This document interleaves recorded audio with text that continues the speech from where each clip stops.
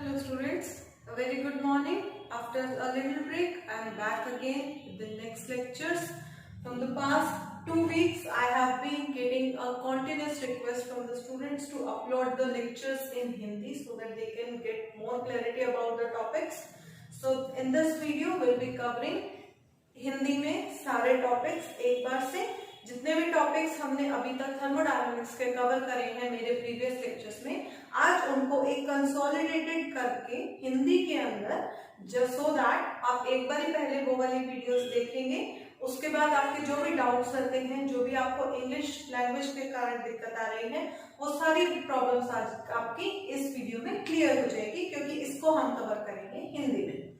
So let's start. आज के topic में, आज के लेक्चर में हम कवर करेंगे बेसिक से व्हाट इज थर्मोडायनामिक्स, उसके बारे में पढ़ेंगे क्या ये ब्रांच है, क्या ये स्टडी करती है, उसके बाद कैसे कैसे स्टेप बाय स्टेप हमने इसको स्टडी किया, क्या क्या हमारे माइलस्टोन्स आए, क्या क्या हमारे रिजल्ट्स आए, उसके बाद कौन कौन से हमारे लॉज दिए गए, उस लॉज में क्या क्या हमें बताया गया, मैथमेटिकली सब्जेक्टिवली हमें क्या नॉलेज दी गई, उनके बेसिस पे हमने कैसे प्रोग्रेस करी, और लास्ट में जो भी हमने लॉज पढ़ेंगे उसके हम लिमिटेशंस करेंगे कि वो लॉज जब हमने करे तो उन लॉज को करते टाइम हमारे पास क्या क्या लिमिटेशंस थी, जिसके कारण हमें अभी भी दिक्कत आ रही थी और जिसके कारण हमें इस सब्जेक्ट को और भी ज्यादा डीप में पढ़ने की जरूरत हुई।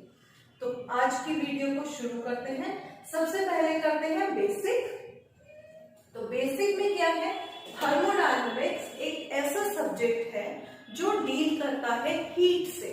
Why heat? बिकॉज हम लोग थर्मल्स पहनते हैं, इनर्स पहनते हैं, वो हमें हीट प्रोवाइड करते हैं। सिमिलरली द वर्ड थर्म, ये एक इटालियन वर्ड है जिसका मीनिंग आता है हीट से। तो थर्म का मतलब हीट और डायनामिक्स का मतलब होता है anything which is in motion. जो भी चीज लगातार मोशन में है उसके बारे में जब हम स्टडी करते हैं तो हम बोलते हैं कि उसके डायनामिक्स क्या है। चाहे वो पैरामीटर्स हो, टेम्परेचर चेंज हो रहा है तो हम बोलेंगे टेम्परेचर का डायनामिक है, ठीक है। तो हीट जब मोशन में होगी, उस सारे प्रोसेसेस को जिसमें हमारी हीट एनर्जी मोशन में है, उस हर प्रोसेस को पढ़ने के लिए जो ब्रांच ऑफ साइंस हम पढ़ेंगे उसको बोलते हैं थर्मोडायनामिक्स, ठीक है। थर्मोडायनामिक्स में हीट एक एनर्जी है, जो कि हम सबको पता है।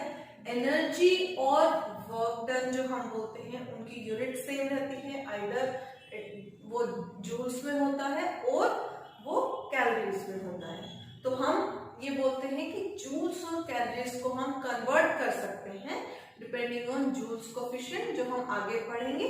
लेकिन बेसिक फंडा ये है कि जब भी आप हीट एनर्जी या किसी भी फॉर्म ऑफ एनर्जी से डील कर रहे हैं तो दैट मीन्स या तो आप उस सिस्टम के ऊपर काम कर रहे हैं या वो सिस्टम आपके ऊपर काम कर रहा है, ठीक है। तो ऐसी किसी भी प्रोसेस को जब हम स्टडी करेंगे जिसमें मेरी हीट एनर्जी इन्वॉल्व है, उस ब्रांच ऑफ साइंस को हम बोलेंगे थर्मोडायनामिक्स, ठीक है। बेसिक था ये। अब सबसे पहली बात ये कि जब थर्मोडायनामिक्स को करा गया था, हम बोलते हैं कोई भी एनर्जी की यूनिट्स वर्क के बराबर होती है, राइट। तो उस हिसाब से जब हमने इसको पढ़ना स्टार्ट किया था तो हमने हर एनर्जी को वर्क में कन्वर्ट करके या वर्क से कोई एनर्जी डिराइव करने के लिए काम शुरू किया। लेकिन जैसे जैसे हमने एक्सपेरिमेंट्स करे, जो ये बात बोलता है कि थर्मोडायनामिक्स जो है वो एक्सपेरिमेंटली डिराइव्ड साइंस है। बाकी साइंसेस में क्या होता है, किसी ने कोई लॉजिक दिया कि ये चीज ऐसे हो रही है तो इसके पीछे ऐसा सा कुछ हो सकता है, तो वो उसको प्रपोज करते हैं। उसके बाद बाकी लोग उसके ऊपर काम करते हैं और उसको निकालते हैं, प्रूव करते हैं, मैथमेटिकल फॉर्म में कन्वर्ट करते हैं कि क्या ये चीज इसी कारण से हो रही है।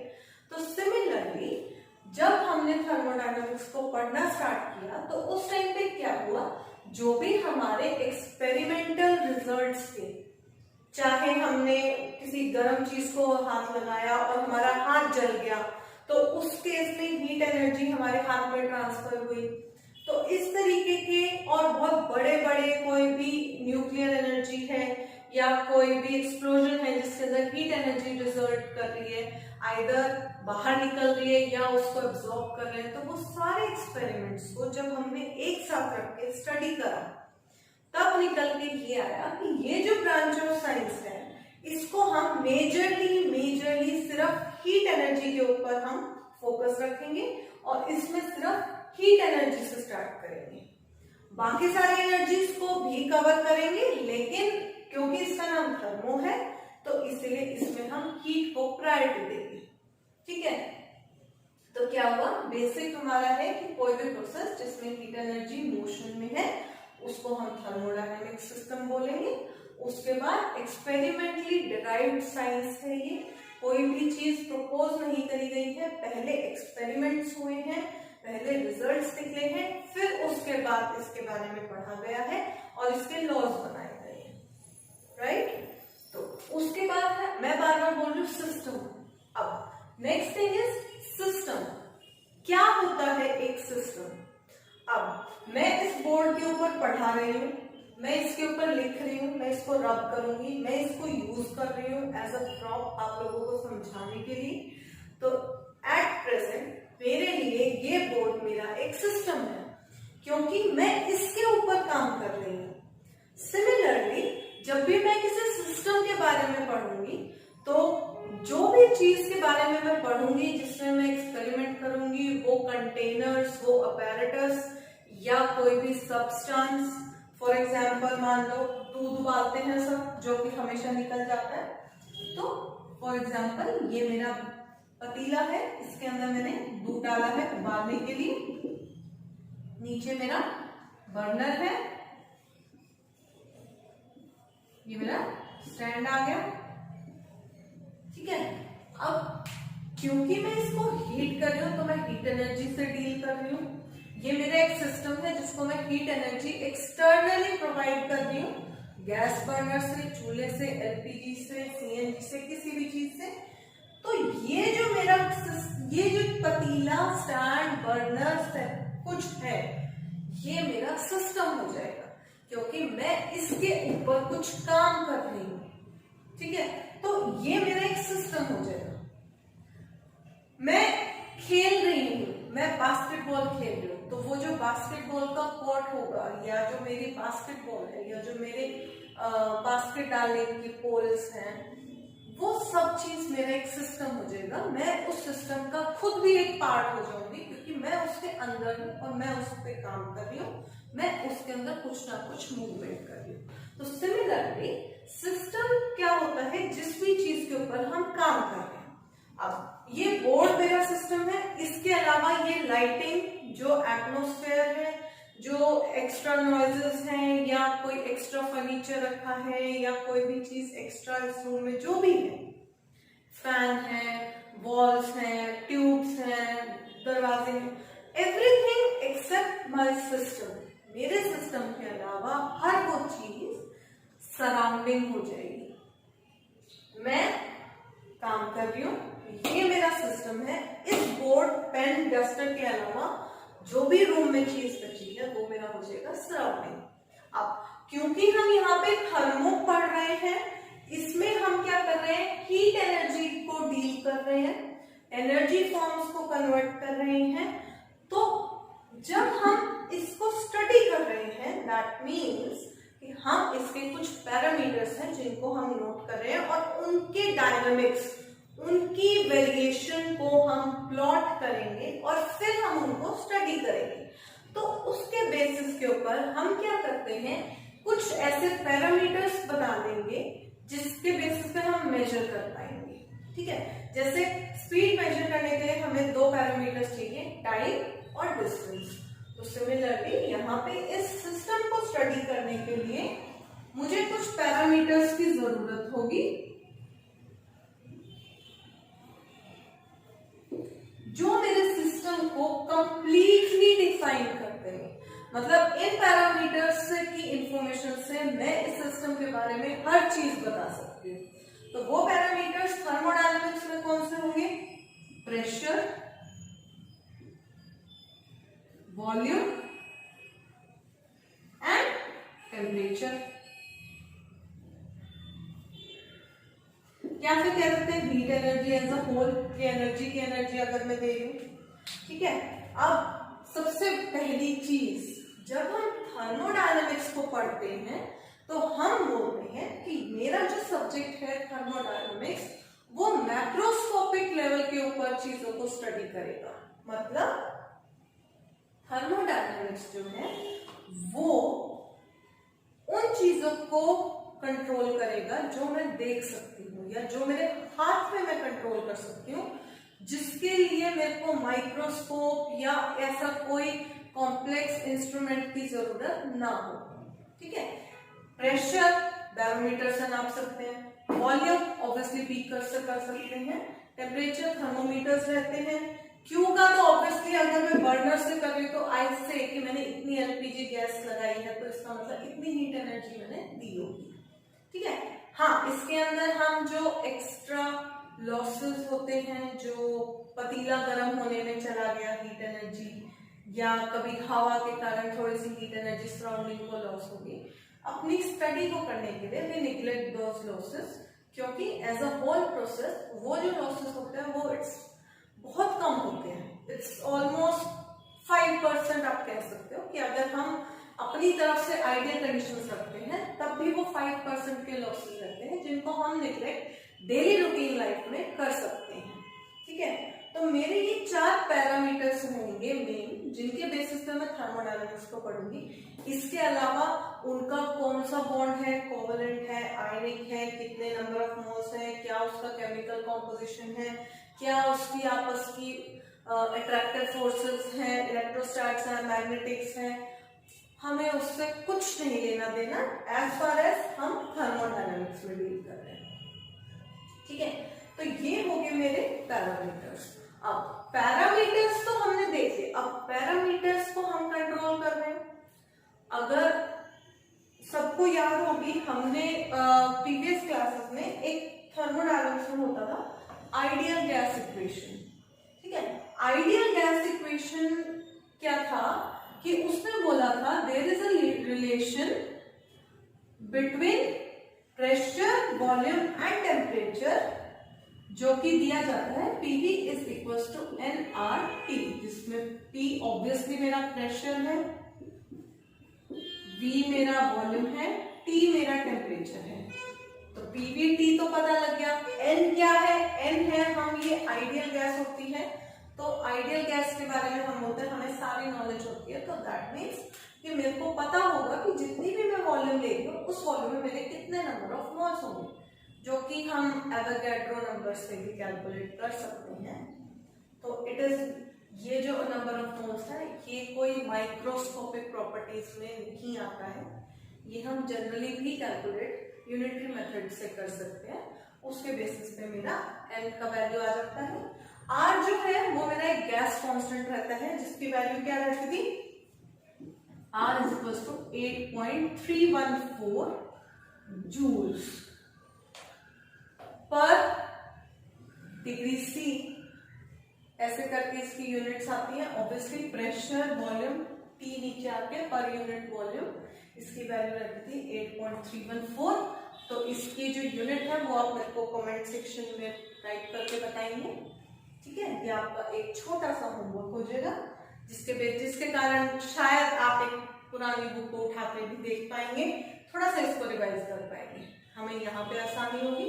आगे चलते हैं। तो अब क्या है, ये आइडियल गैस इक्वेशन की गई थी। तो जब मैंने थर्मोडायनामिक्स को पढ़ना स्टार्ट किया तो मैंने बोला मेरे पास ये 3 पैरामीटर्स हैं। आइडियल गैस इक्वेशन पहले दे दी गई थी, तो हम बोलते हैं सबसे पहले मैं करूंगी प्रेशर को कंट्रोल कर लूंगी। दैट मीन्स मैं कोई भी ऐसा एक्सपेरिमेंट करूंगी जिसके अंदर मेरा प्रेशर जो है वो सेम रहेगा, ठीक है। फॉर एग्जाम्पल मैं ये दूध उबाल रही हूँ, ये इस रूम के अंदर अगर मैं दूध उबालूंगी तो एज अ होल, ठीक है, रियलिटी में आप इसको एक आइडियल सिचुएशन मान सकते हैं कि रूम के अंदर अगर मेरा एनक्लोज रूम है, कोई बहुत तेज हवा का आना जाना नहीं हो रहा है, कोई बहुत बड़ी ऐसी डिस्टर्बेंस नहीं है, तो मैं कह सकती हूँ कि इस रूम के अंदर मेरा जो प्रेशर रहेगा, जो इसके ऊपर अप्लाई होगा एटमॉस्फेरिक प्रेशर, वो ऑन एंड ऑफ मतलब बहुत कांस्टेंट सा रहेगा। तो ऐसे किसी भी प्रोसेस में जिसमें मेरा प्रेशर जो है वो कांस्टेंट रहता है, तो हम बोलते हैं कि इसके अंदर डेल्टा P अगर 0 रहता है, तो ऐसे प्रोसेस को मैंने ना, प्रेशर को हम मेजर करते हैं बार्स में, तो इसीलिए इस प्रोसेस को मैं बोलूंगी आइसोबारिक। ठीक है, अब आइसोबारिक प्रोसेस है, दैट मीन्स प्रेशर कांस्टेंट है, प्रेशर चेंज नहीं हो रहा। इसको रीअरेंज करेंगे, ये मेरा कांस्टेंट है, ये कांस्टेंट है, ये कांस्टेंट है, रीअरेंज कर सकते हैं। तो मेरे पास एक इक्वेशन आती है V/T is equals to constant. मतलब अगर मेरे पास कोई सिस्टम है जिसका प्रेशर मैं सेम रख रही हूँ, तो अगर मेरे को उसके इनिशियल वॉल्यूम टेम्परेचर पता है, फाइनल का एक क्वांटिटी पता है, तो मैं फोर्थ पैरामीटर को कैलकुलेट कर सकती हूँ by the ratio process. V1/T1 will be equal to V2/T2, और उससे मेरा कोई भी फोर्थ पैरामीटर मैं आराम से निकाल सकती हूँ। ये आइसोबारिक प्रोसेस को, जिसके अंदर डेल्टा P 0 रहता है, इस प्रोसेस को एक साइंटिस्ट ने स्टडी किया था जिसका नाम था चार्ल्स, जिसके कारण इस इक्वेशन को नाम दिया गया चार्ल्स लॉ। ठीक है, अब second parameter is V is constant, second में हम वही कंट्रोल कर रहे हैं, तो मैं बोलूंगी डेल्टा V इक्वल टू 0, और इस प्रोसेस को नाम देंगे आइसोकोरिक। अब वॉल्यूम प्रेशर की जगह पे वॉल्यूम कांस्टेंट हो जाएगा, दोबारा से रीअरेंज करेंगे तो इक्वेशन आएगी pressure by temperature is equals to constant. Similarly volume को अगर मैं कांस्टेंट रखूंगी, फॉर एग्जांपल यही दूध को मैं उबाल रही हूँ, अब मैं क्या कर रही हूँ, इसके ऊपर मैं एक ढक्कन लगा देती हूँ, एयर टाइट ढक्कन लगाएंगे। तो इसके ऊपर लिड लगाने से क्या होगा, सपोज ये पानी है, तो पानी को जब हम उबालते हैं तो वो इवेपोरेट होकर क्वांटिटी कम हो जाती है, मतलब उसकी वॉल्यूम जो चेंज हो जाती है। तो हम क्या करेंगे, इसके ऊपर एक ढक्कन लगा देंगे, ताकि जो भी पानी इवेपोरेट होगा वो दोबारा से ढक्कन से कंडेंस होकर नीचे आ जाएगा। तो मेरे सिस्टम का क्या होगा, वॉल्यूम सेम रहेगा, लेकिन ऑब्वियसली अगर टेम्परेचर बढ़ता जा रहा है, वॉल्यूम चेंज नहीं हो पा रही है, तो क्या होगा, मेरा प्रेशर चेंज होने लग जाएगा। इसी कारण से जब हम प्रेशर कुकर में खाना बनाते हैं तो वो जल्दी बनता है, क्योंकि जैसे जैसे हमारे खाने का टेम्परेचर बढ़ता है, प्रेशर बढ़ता जाता है, हमारी कुकिंग फास्ट हो जाती है। तो इस प्रोसेस को आइसोकोरिक को, जिसके अंदर delta V is equal to 0, इस प्रोसेस को स्टडी किया था गे-लुसैक ने, जिसके कारण इसका नाम पड़ गया गे-लुसैक लॉ। क्लियर? अब थर्ड करते हैं, टेम्परेचर को सेम रखते हैं। अगर मैं डेल्टा T इक्वल टू 0 करती हूँ, ठीक है, तो यहाँ पे क्या होगा, इसको मैं बोलूंगी थर्म था हीट, यहाँ पे हम वही बोल रहे हैं, तो दैट मीन्स आइसोथर्मल, जिसके अंदर कोई भी टेम्परेचर चेंज नहीं हो रहा है। अब प्रेशर और वॉल्यूम दोनों चेंज हो रहे हैं, लेकिन टेम्परेचर जो है वो सेम रखा जा रहा है। तो अपने आप ही इक्वेशन सामने दिख रही है, PV is equals to constant हो जाएगा, बिकॉज अदर टू पैरामीटर्स जो हैं N और R वो ऑलरेडी कांस्टेंट है। तो हमारे पास इक्वेशन आ जाएगी PV इक्वल्स टू कांस्टेंट। अब टेम्परेचर है, ये छोटे से तुक्के होते हैं जिससे नाम याद रख सकते हैं, जैसे बार्स में करते हैं तो आइसोबारिक हो जाएगा, थर्मल है तो दैट मींस टेम्परेचर से रिलेटेड रहेगा। इसी तरह से टेम्परेचर है, किसी चीज को हम बॉयल कर देते हैं, टेम्परेचर चेंज करते हैं, तो उसी से आप याद रख सकते हो। आइसोथर्मल प्रोसेस को स्टडी किया था बॉयल में, जिसके कारण इस प्रोसेस का नाम आ गया था बॉयल्स लॉ। लेकिन इसकी स्पेलिंग डिफरेंट है, उबलने वाला बॉयल नहीं है, ये है BOYLE, ये एक साइंटिस्ट था जिसने इसको स्टडी किया था और ये रिजल्ट हमें दिया था।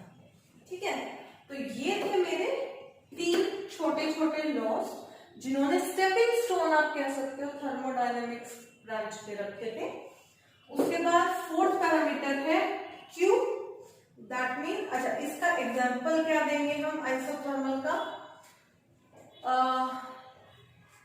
बलून लेके आते हैं हम बाहर से, है ना, जब हम लेके आते हैं तो उसको पूरा मतलब टाइट होता है बलून। अब बलून को उसने टाइट कर रखा है, ठीक है, उसमें क्या है, हवा बाहर नहीं निकल सकती। जनरली हम बोलते हैं 2 दिन बाद जब बलून थोड़ा सा ढीला हो जाता है तो हम बोलते हैं इसकी हवा निकल गई, लेकिन होता क्या है, जब वो बलून को भरता है हवा से, ठीक है, हो क्या है, या तो वो अपने मुंह से भरता है तो उसके बॉडी टेम्परेचर की हवा जो है वो उसके अंदर जाती है, ठीक है। अब होगा क्या, कोई भी चीज एनक्लोज चीज मैंने ले ली, उसको एक पर्टिकुलर टेम्परेचर के ऊपर मैंने मेंटेन करा हुआ है।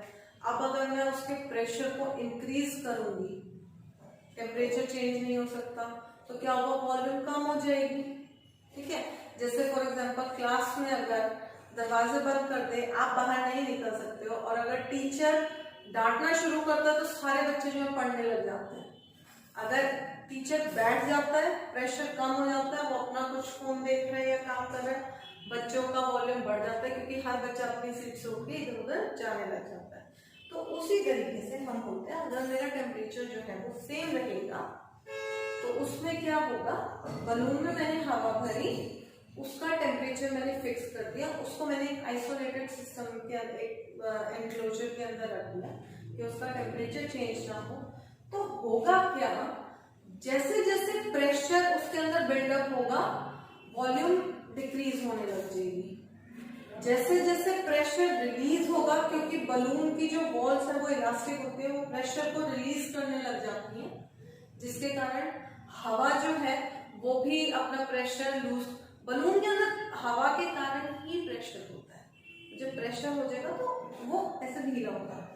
तो हम बोलते हैं कि अगर मैं प्रेशर बढ़ाऊंगी तो वॉल्यूम कम हो जाएगी, वॉल्यूम बढ़ाऊंगी तो प्रेशर कम हो जाएगा, ठीक है।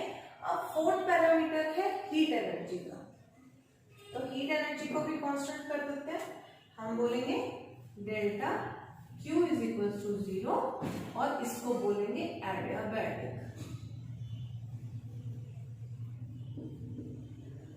ठीक है।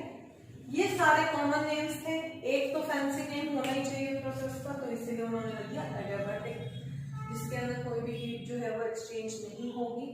तो बेसिकली हीट एनर्जी जब मेरी चेंज नहीं हो रही है, और ये कुछ कुछ इस जैसा है, बिल्कुल सेम नहीं है लेकिन कुछ कुछ इस जैसा है, तो इसकी इक्वेशन भी ऐसी सी आएगी, जिसको बोलेंगे PV raise to power gamma is equal to constant, ठीक है। अब गामा क्या है, व्हाट इज गामा? गामा है पॉइजन्स रेशियो। ये कोई साइंटिस्ट था जिसका नाम था पॉइजन्स, उसी ने स्टडी किया था, तो उसने बोला था स्पेसिफिक हीट कैपेसिटी, मतलब किसी भी सब्सटेंस की वो अमाउंट ऑफ हीट एनर्जी जिसको लेके उसका 1 डिग्री टेम्परेचर जो है वो राइज हो जाएगा, प्रोवाइडेड वो 1 ग्राम की सब्सटेंस है।